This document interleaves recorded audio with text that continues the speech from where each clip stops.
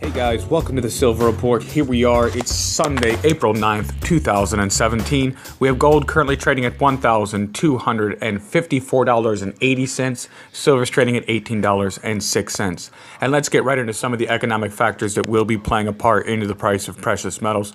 Because what we have that has taken place is one of the members of the IMF has sent out a letter and it's discussing about how to convert countries over to cashless societies, especially if they are resistant to the change.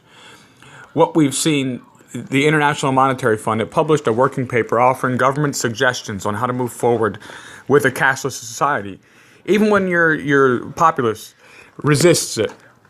What we've seen over the last several years, there has been a steady push to eliminate or at least limit the use of cash around the world.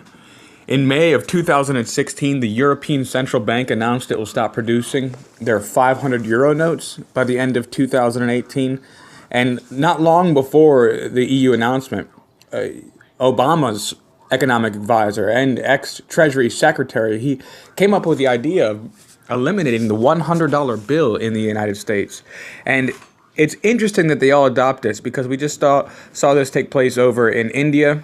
They declared that the 1,000 rupee and 500 rupee notes would no longer be valid. And they gave the public just 4 hours notice, and they said they wanted to bring that money into the light. About 90% of all transactions in India are in cash, and so by banning the higher value notes, it begins to move the largest transactions cashless. That's their plan. Anyway, we saw banks also, like Chase, capped ATM withdrawals for non-Chase customers at $1,000 per day. ATMs in Mexico, they stopped issuing 500 peso notes, leaving the 200 peso note as the highest denomination available. Citibank Australia stopped handling cash transaction altogether last year. By controlling access to our money, banks and governments increase their control, ultimately. They can collect maximum taxes and fees, they can track purchases, and they can even manipulate your spending habits by imposing negative interest rates that effectively charge you for saving. More than this, in the event of an economic collapse, economic crisis, you will not be able to access your funds if it's all translated over electronically. Many everyday people, they like cash and the freedom that comes with it. And this is a quote from the letter. It says, although some countries most likely will decash in a few years, going completely cashless should be phased in steps.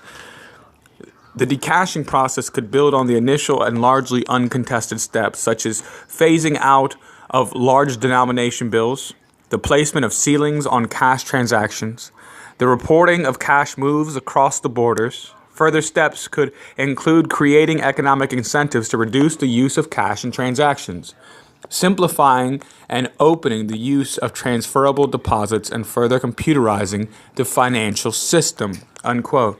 And so when we break this down and we look at this, the number one step when it says if your populace is resistant to decashing them, the number one step would be to phase out large denomination bills is the first step to be able to go through this.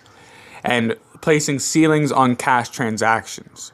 Also, computerizing the financial system. So moving everything digital is another way to eliminate cash, to make it easier to help facilitate transactions only in cash. It goes on further, unquote. In any case, attempts to impose decashing by a decree should be avoided, given the popular personal attachment to cash.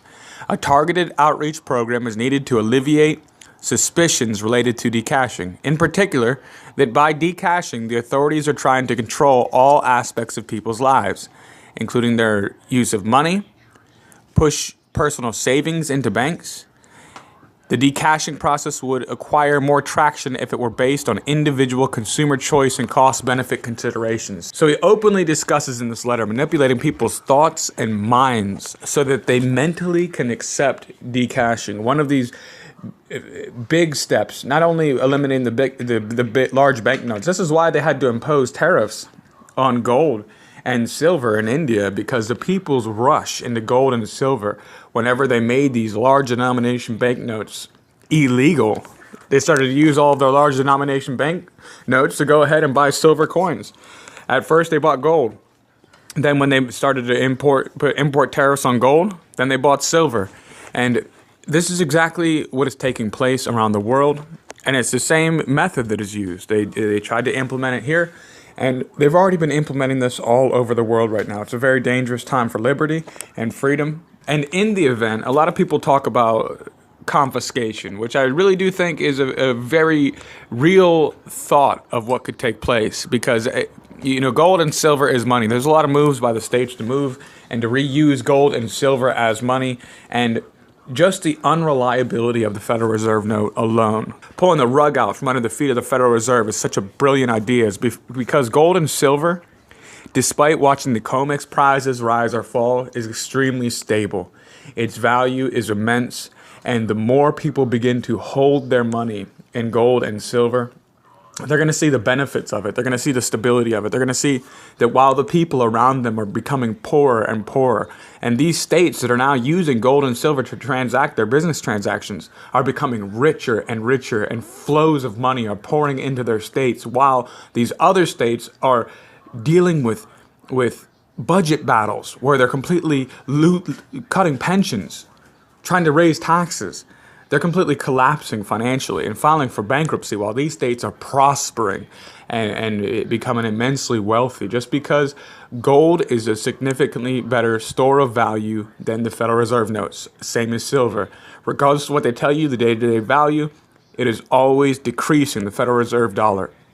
So when people begin to realize this and to understand the power that their money has to just sit still and increase compared to the collapsing currency around them, it will automatically draw people to it. They will begin to desire it as soon as they can wrap their mind and understand about using and spending it. And this will cause shock waves to the Federal Reserve. They're not going to let this go on easy forever. They're not just going to let their whole system. You see, these people have the power to create immense wealth by the printing of currency. So any competition coming into that was exactly why they wanted to institute the Federal Reserve System. They wanted to confiscate the gold, is because of currency crisis, of the fact that they're printing nothing. And when people begin to wake up, it gets dangerous. This letter is really disturbing, just discussing the thoughts and the habits and how to get people to accept this, even if they resist the idea. And the fact is, moving and transitioning, we are in for some stormy seas.